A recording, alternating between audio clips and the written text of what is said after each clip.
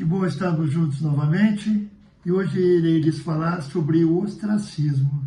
O ostracismo foi criado na Grécia por Clístenes, que era um legislador ateniense, por volta do século V a.C. e consistia numa punição de cunho democrático, na qual uma pessoa, geralmente um político, era julgado por uma eclésia, que reunia-se uma vez por ano e assim era julgado pelos demais cidadãos e exilado, se fosse o caso, por um período de 10 anos, na busca de se prevenir abusos de quaisquer natureza.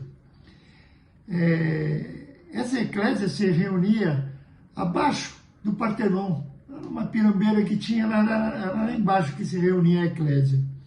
Esse exílio poderia ser imposto ou voluntário, e na verdade se constituía em um verdadeiro controle de natureza social, pois levava a uma rejeição social ou distanciamento emocional, podendo até mesmo ocorrer em um segmento clerical, estando inclusive associado à excomunhão, contudo não alcançava as propriedades físicas, os bens daqueles que eram assim condenados.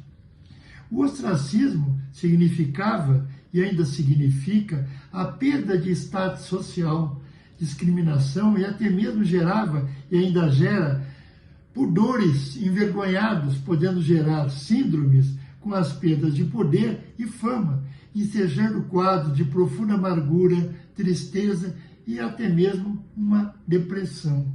Infelizmente, uma depressão.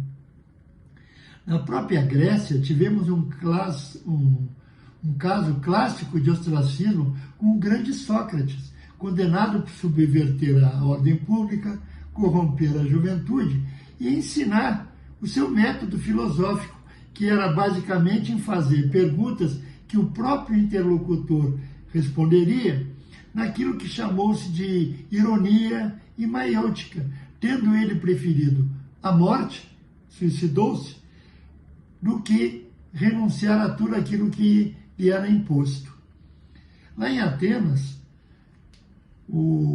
na Grécia, portanto, o ostracismo era aprovado pelos cidadãos reunidos na Ágora, que eles lá não falam Ágora, eles falam Agorá, perto do Partenon, como eu já lhes falei, onde os cidadãos escolhiam por meio de cacos de cerâmica, caquinho, chamado óstracos, se determinada pessoa seria banida ou não, se constituindo assim em um processo meramente de votação. Exila, não exila, vamos condená-lo ao ostracismo ou não, era por via dos caquinhos, os óstracos. Aqui no Brasil mesmo, na Inconfidência Mineira, tivemos inúmeros participantes da Inconfidência, da Conjuração, desterrados à África, onde se buscou um castigo de afastamento político e social. Assim, ainda num contexto mais amplo, encontramos os seguidores da denominação Testemunha de Jeová que são proibidos de deixarem aquele culto e, quando o fazem, são condenados a um ostracismo social severo e extremamente doloroso. Não podem mais falar com ninguém, não podem visitar ninguém, nem receber visitas de ninguém da mesma denominação.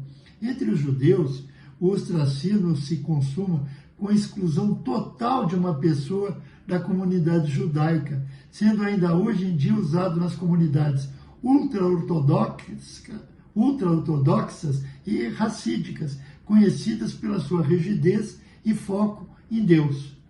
Fato digno de nota que, em pleno século XXI, as vítimas de abuso sexual e suas famílias, que relataram esses abusos às autoridades, sofreram ostracismo nas comunidades ortodoxas, tanto em Nova York como na Austrália.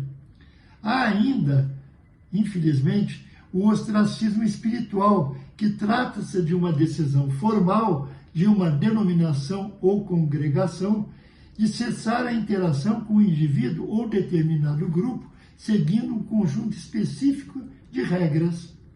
Assim, a gente vai vendo que o ostracismo tem diversas nuances.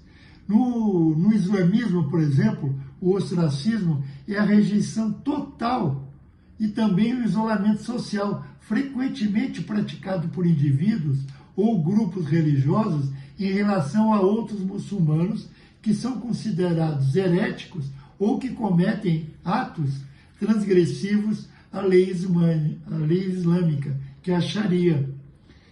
As coisas lá são mais duras, mais severas. Essa prática também pode manifestar-se de diversas formas, desde o boicote social até a violência física e que chega até a pena de morte em alguns casos. O islamismo é duro na queda. Ele expôs o ostracismo em uma visão bastante simples, mas objetiva. Pesquisem a respeito, encontrarão detalhes muito melhores do que agora eu estou lhes apresentando. Pois ainda que existe, e ainda existe um ostracismo sentimental e afetivo, doloroso, tal qual desde a antiguidade. Tomara que nunca sejamos alvo de um ostracismo, nem nunca ostracizemos qualquer que seja a pessoa. Que assim seja, que Deus nos abençoe e até semana que vem, se Deus quiser, na paz de Deus. Um abraço e um queijo, gente.